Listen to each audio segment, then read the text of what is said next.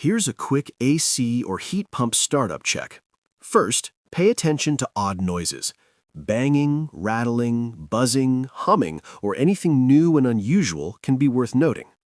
Next, check airflow at the supply vents. Air should feel reasonably consistent, and if some rooms feel much weaker than others, the filter or system airflow may need attention. Also, take a look at the outdoor unit. Make sure there is clear space around it, no major debris buildup, and nothing blocking airflow. Catching small issues early can help support better comfort and reduce stress on the system.